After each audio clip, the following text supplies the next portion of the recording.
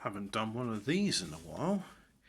So the date today is the 13th of June 2024, and it's cold.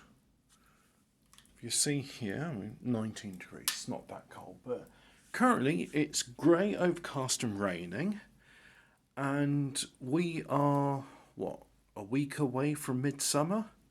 So this is the hottest time of year, and it's crap. All the all of the fuel I'm burning is just, well, apart from that chocolate wrapper, is just bits of twigs I've gathered from the garden and a few larger bits from a friend's garden, and yeah, it's so it's nice that I get to burn this stuff. But really, just the fact that I'm having to do a fire now. Well, did I have to do a fire? No, but it was getting down to 16 degrees, and I thought, oh no, this is just taking the piss. I have to have a fire. So yeah, I've got a fire going, despite it nearly being near the summer solstice. We are nearing midsummer. What's going on with our weather? I have talked about on a show called 40M Words, hosted by a friend of mine. I've talked about the weather before, because it is a 40M subject. It's strange. There are some technologies which are becoming public that can they can affect the weather. Some quite interesting technologies. And whilst it's a bit of sort of a knee-jerk reaction to say, oh, well, it's overcast today. That's because they've been pumping up seawater in those barges and causing artificial clouds. It is a bit of a knee-jerk reaction, but at the same time, I wouldn't put it past them. After all, we get news reports from Spain where the Meteorological Office admits that, oh yes, we divert clouds from Spain to improve tourism, because tourists like it to be sunny, and they've done it for such a long period of time now that the farmers are suffering severe droughts. Not helped that a lot of the water which is pumped up goes to the tourist resorts rather than the farms. I mean, if you've got limited resources, and if one industry brings in more money than the other, then so be it. But I think it's a bit foolhardy to try and put a dollar value on food, because what's the point of having all that money when you can't feed yourself with it? I saw something else that caused me some rage bait today. It was a comment about season 3 of Clarkson's Farm, and I've seen his beer and cider for sale in the shops, actually, so it must be doing well, at least with that. And so many of the comments were saying, because the premise of the show is just like, here's all the laws I have to jump around in order to get anything done, and how little profit is available at the end of it. And so many people in the comments saying, oh, well, those laws exist for an important reason. If we didn't, people would be putting arsenic in food and sending children up chimneys. By the way, this chimney here is too small to send any child up, and it's me that does it. And I use these things called plumber's rods to do it, or drain rods. You can get a chimney sweeping brush attachment to go on the end of it. So, again, people live in this absolute fantasy land that if they're not regulated up to the gills, that society will fall into anarchy. Maybe it's a projection themselves. Maybe they're saying, "Oh, look, if I had no regulations on what I do, I would immediately start to poison and murder people."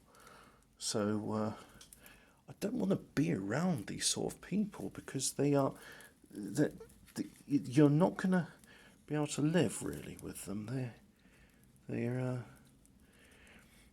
the other thing I thought to myself, right, is okay. Let's say these people achieve their communist dream, because they're very keen on totalitarianism. We saw that about 4 years ago, where the social experiment come pandemic theatre came about, and I just get a feeling you put these people in the gulag, right, and they're not. No food's coming in, by the way, so maybe there's enough rations for like 3 months or so, or maybe even 6 months. Let's say it's a really nice gulag. You got 6 months of rice and beans, but then after that you're on your own. And they'd probably realise after a while they'd be doing committees about meetings about discussing the possibility of having a referendum in the Gulag on introducing legislation that makes it illegal to starve. And they would do this until all the food ran out and they're all starving and they're all arresting one another for starving because it's against the law to starve.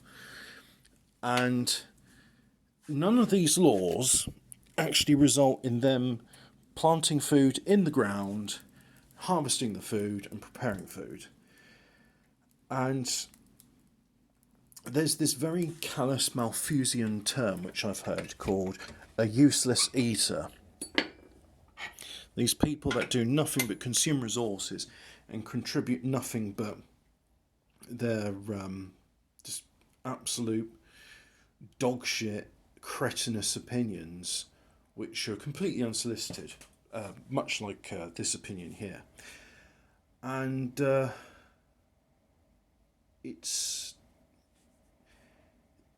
I'm more and more I'm starting to get very cynical. Especially with the way I saw people completely, absolutely, without any acquiescing at all, just going, "Oh yeah, we'll agree to this social experiment, curfews and lockdowns, and wearing bits of cloth over their face, under the false premise that would offer any protection whatsoever, and not actually cause pneumonia, because it turns out when you're breathing in mask fumes all the time, you get sick." By the way, I still see people wearing masks around here. I go into shops and I see them, and I thought, "You absolutely lost." And I look at this and I think to myself, is there any way to redeem or rehabilitate these people? Is there any way to undo the damage that this propaganda has done? And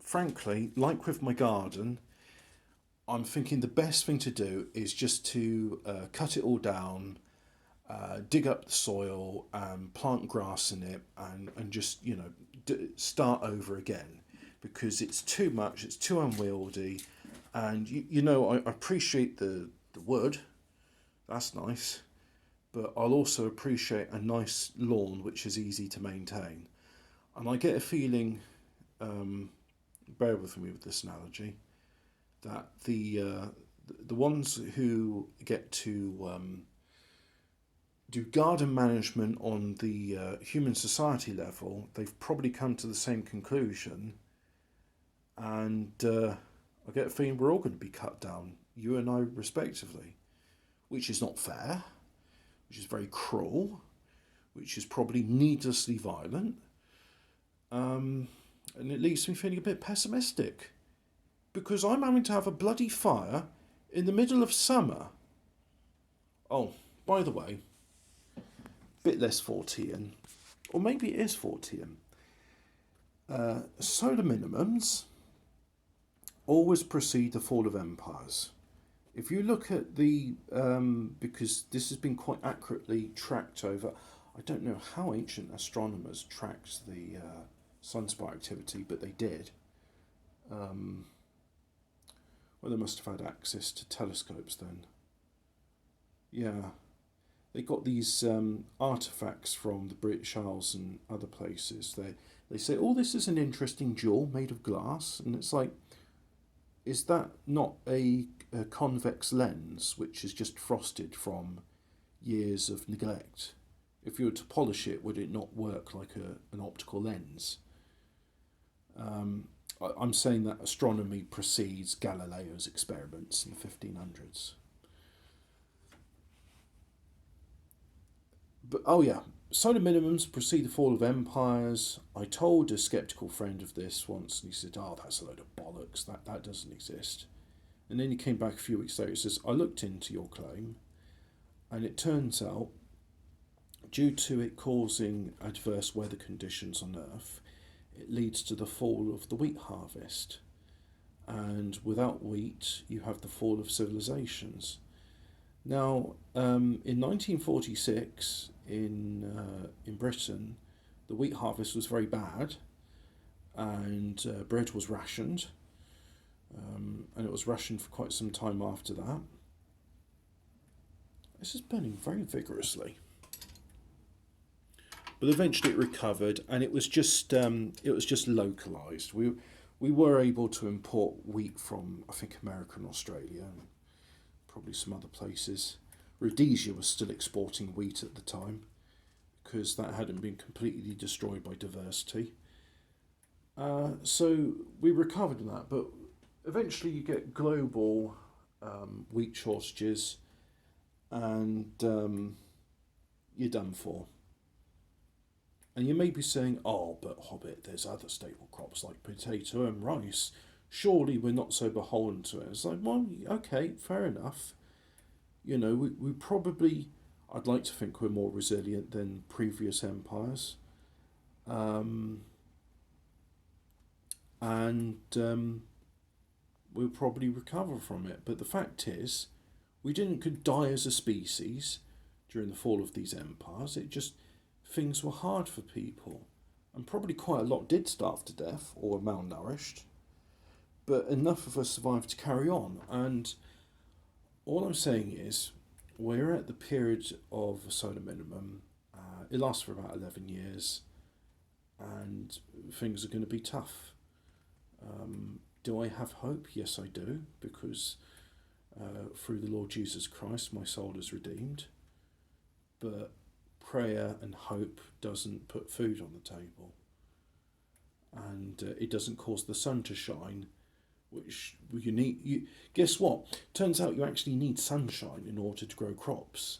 We don't get enough in this country, and that's why our crop yields are so bad. If we were somewhere like Rhodesia, we'd have brilliant crop yields, but we don't. And with the stratospheric geoengineering that goes on, what little sunshine we do get is artificially blotted out. And you could observe this for yourself. All you have to do, if you want to be scientific about it, is you look up and you observe, is this cloud a naturally forming cloud? You compare it to charts of clouds, which meteorologists will be happy to share with you. And I can tell you now, clouds generally do not form straight lines in grid patterns. Now you may be saying, but Hobbit, that is just condensation caused by the combustion of hydrocarbon fuels. And it's like, yes, I have seen condensation caused by the combustion of hydrocarbon fuels. I've seen it with methane, I've seen it with diesel, I've seen it with jet fuel. And the condensation does not last for hours afterwards, causing the sky to be completely blotted out with a silver mist.